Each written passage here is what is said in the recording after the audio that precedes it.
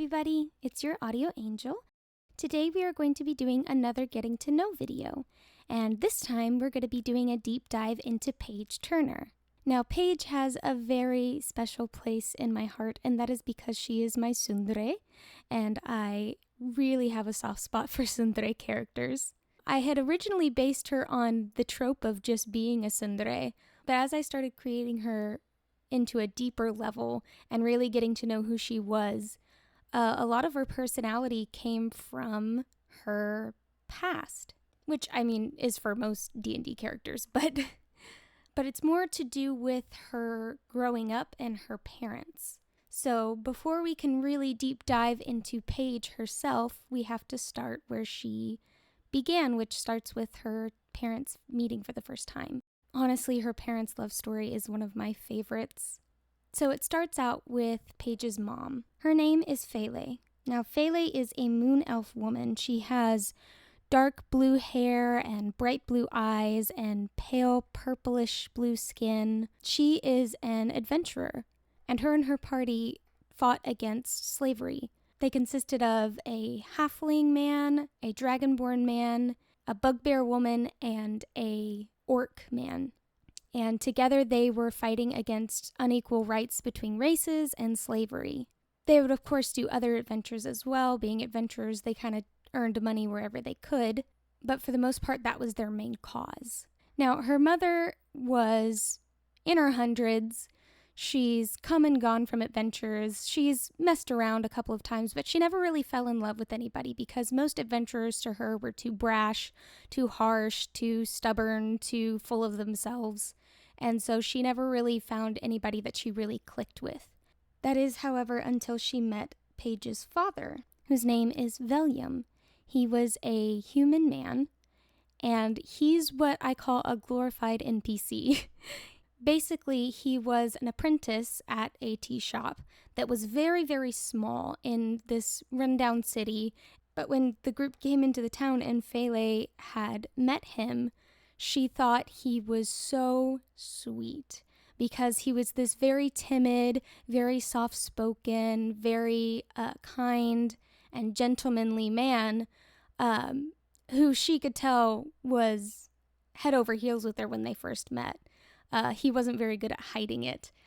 He thought she was the most beautiful person he had ever met, and he admired how strong she was and how confident she was and how outspoken she was, where she wasn't afraid to speak her mind. And it was basically love at first sight, at least for him. She thought he was precious, and she would humor him when he did his best to flirt with her, because she knew that he was basically harmless. Every now and then they would come to this town and they would visit, and every time they did, he would ask for her to tell him about her adventures. And so they would sit down and he would make her a cup of tea and they would talk. They would talk for hours about her and what she's done. Then one day when they were about to go off on an adventure, he actually flagged her down for some help because someone had broken into their shop and basically stole everything of value from them. And so he was asking for her help, and she ended up telling him to go with her on this adventure. He's not much of an adventurer. He was doing his best, but he was very timid to go adventuring. But during the travel and while they were trying to solve the mysteries, she slowly developed even stronger feelings for him. And one night, by the campfire, while they were keeping watch, they shared their first kiss. Once the adventure was over and they got the shop up and running, she would come and visit him after her adventures even more. They would spend hours together, at least a day, before she would go adventuring again. And finally, after a few years, Valium proposed. And Fele never thought she would get married. She never planned for it. She never imagined it would happen. But for this man, she would move mountains for. She was like, for the first time in my life, I have met someone who loves me for me, who doesn't try to change me, and who is a better half for me. All the parts of myself that I'm not, the timid, the quiet, the gentle. He really did complete her in the best way. And so she said yes. And the first thing she did when she got married was buy Valium his own tea shop in the city, a place that was more central, a place where they could go and fight for slavery rights in a place where it's needed, and a place where he could earn a lot of money just by selling tea.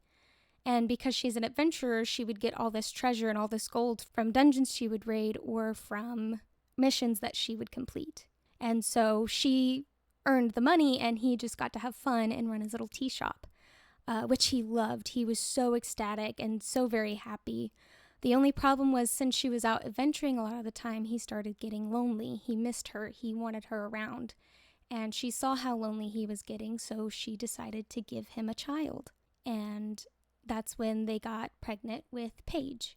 They were starting a new chapter in their life, creating a family, which is why they called her Paige Turner. It's a new chapter, a new start of their life. As soon as she was born, Valium, her father, was just over the moon about her. He basically worshipped his child of how much he admired and loved her and would protect her. Her mother, even though she was excited, she didn't hold that same amount of level. She was just happy that Valium was happy. It wasn't that she didn't love Paige. She loved her as much as a mother could love her.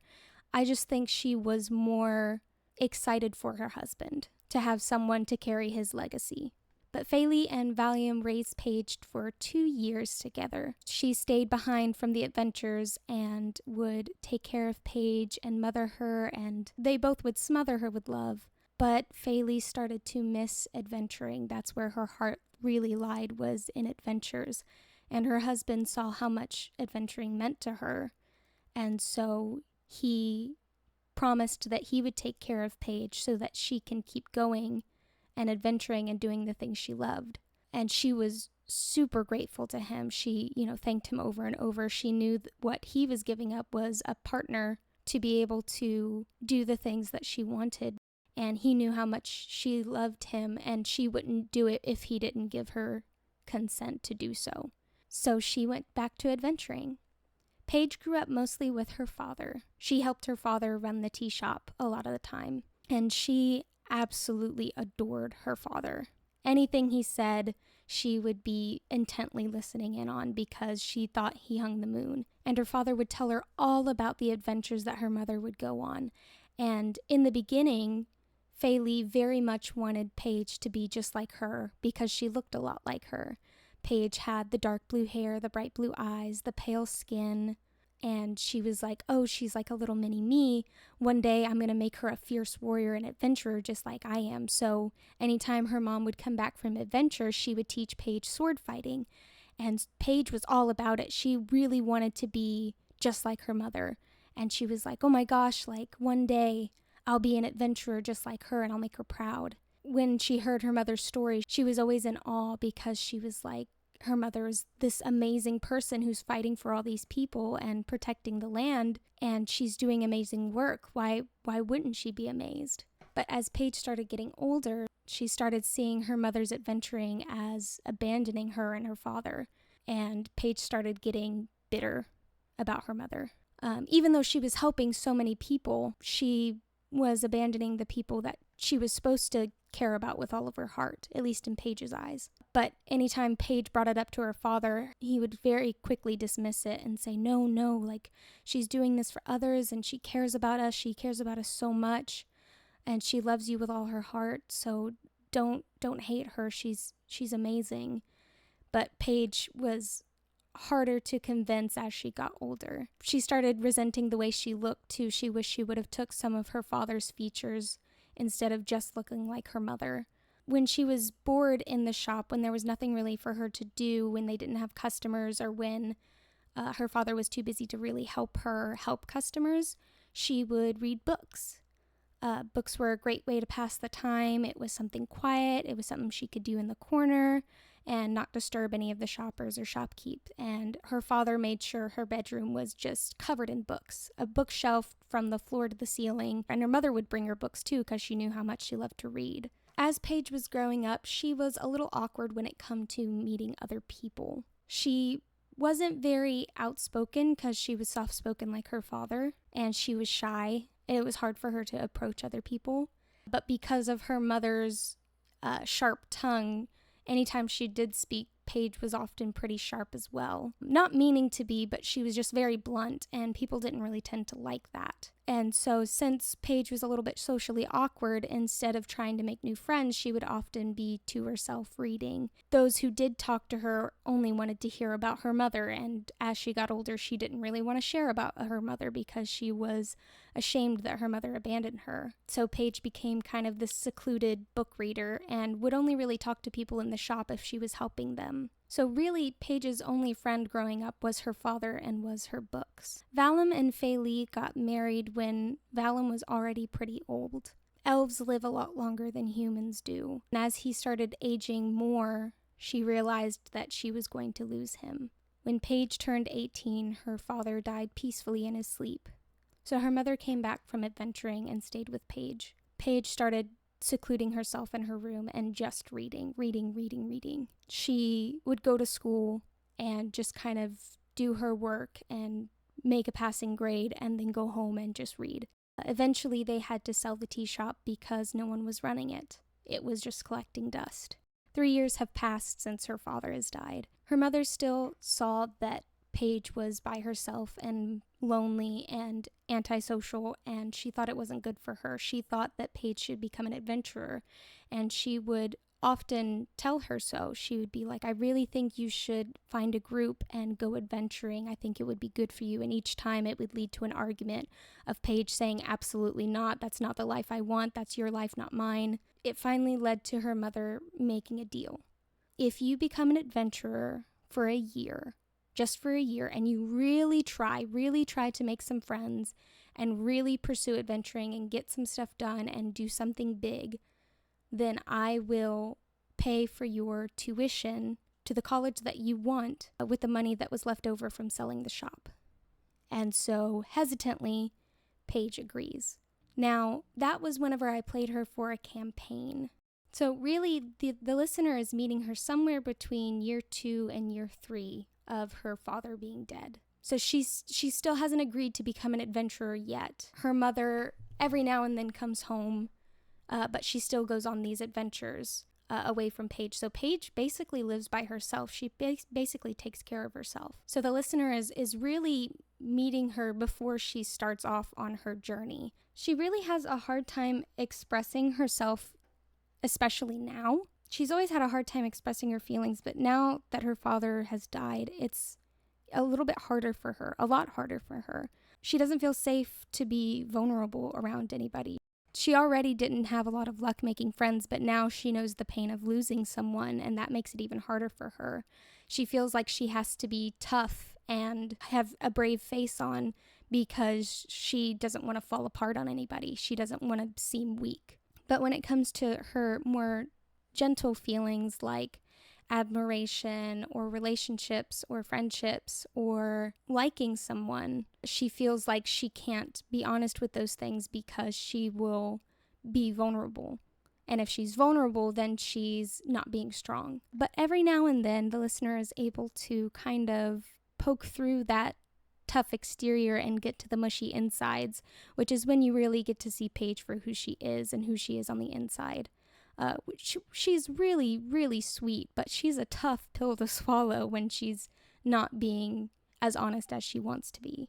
Paige also feels like she has to hold this intelligent persona because it's the only thing that was genuinely hers was her brain. Her mother wasn't really this smart, brainy person, and neither was her father, so she feels like that was something that she's earned all on her own. If she keeps that persona, she's her own person, and she doesn't have to be like either of her parents, which is why she takes so much pride in her work and her smarts, and why she wants to go to a college, a university, rather. Her goals in life before going adventuring, she eventually wants to make a tea shop with the potion teas that she had made. She felt like that was something that her father would be very proud of her to make things that people could use who normally don't have power. Or she wants to be a librarian and just be surrounded by books and literally have a job where you get to be quiet all day and read, and that's basically it. Like, that's her dream, is to be somewhere where there's a good library with lots and lots of books, even if it's not in a big city. In fact, the quieter the library, the better. But her real passion really is her teas, and that's why she loves tea so much, is because of her father. Drinking tea makes her feel at home. It fills her with nostalgia. It makes her feel safe, though she'll never admit that. I wanted to talk a little bit about her character design. Now, I don't have really anything like intricate. Again, she's got her hair and her eyes from her mother, and the pale skin is from her mother as well. But the only unique things about her clothing really are her shoulder pads, which she wears to make herself look older so that she'd be taken more seriously, and her dress. The reason why she wears a dress is because ladies wear dresses. She refused to wear pants. She wants to feel like a proper lady, and she's very, in her mind, high class because she feels like her mother isn't as high class. She feels like that differentiates her from her mother is this adventurer who wears pants, who isn't afraid to get messy, who is more outgoing, and she feels like she needs to be more to herself, more classy, more elegant than her mother is. So now I kind of want to talk about her feelings towards the listener. In the beginning, she really feels that she doesn't like them, that they're just like everybody else, and that she doesn't want to have to get to know somebody. Now, it's also revealed in one of the episodes that she had requested for the listener specifically to be their partner. And that is because she saw how good the listener is interacting with other people. Even if it's just basic interactions, I kind of give personalities to each of the listeners that interact with each character so that maybe someone can vibe well with any of them, but I also try to leave it open-ended. That way, anybody can enjoy the audios. But in my head, the listener is a very outgoing person, really friendly, really smiley, really good with people, someone who is very vulnerable. And Paige realizes that she is not those things, and she knew that she had to have someone good with people and good with interactions to be able to give the presentation correctly for her piece. So she's already noticed you even before she's interacted with you. Even if she won't admit it, then y'all start hanging out and you start confusing her because she's like, wait, they're acting interested in me. They're acting kind to me. I don't like this. Even though she doesn't, because she's like, I don't know how to respond to people like this. So she gets very, very snippy, very snappy. But she's getting snappy not because she hates you, but because she's starting to get along with you, and she doesn't like that. She doesn't like that she's being vulnerable. So anytime that she's being harsh, it's not because you've done anything wrong. It's because she is unsure of how to interact with someone like you. So instead of her being all like, oh my gosh, you're so sweet and kind, she's like, what the heck are you? Get out of my sight, you weird creature. Which doesn't bode for her well either. But as long as the listener sticks with it, they'll get to see her more tender and soft sides, even if they're her sides that she's embarrassed of. Like in the library episode, she finally snaps and reveals that she's not perfect. And it's because she thinks you're making fun of her. Even though you were being lighthearted and gentle, she's defensive. And when she gets defensive, she's snappy, she's snarky, she's mean. But as long as you are gentle and calm towards her, in her reaction, she tends to calm down. She needs someone who has a very stable, level personality that isn't quick to jump to conclusions. One that can see past her brash demeanor. She will open up eventually. You just have to peel past that, because when you get to know Paige and she fully trusts you, she will do anything to fight for your honor. Like, she will throw down. She will get in a fist fight, a hissy fit. She's not afraid to stand up for someone she cares about because she has someone that she wants to protect at that point. But until you get to know her better, just know that inside she really is a good person, and she really is kind. She just has a very, very bad way of expressing it, and she's still learning. I wanted to talk a little bit about the hide and seek videos now that this video is kind of done. I know a lot of people ask me, like, if it's canon or what order it's in.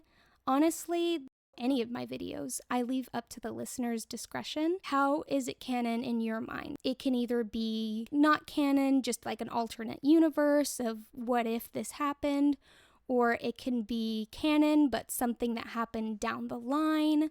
Like, instead of it being like canon right now, it's canon in the future, or you can even make it to where it is canon, but these new videos that are coming out, she's kind of gone back to being a little bit more hesitant and unsure, even though she's expressed her honesty.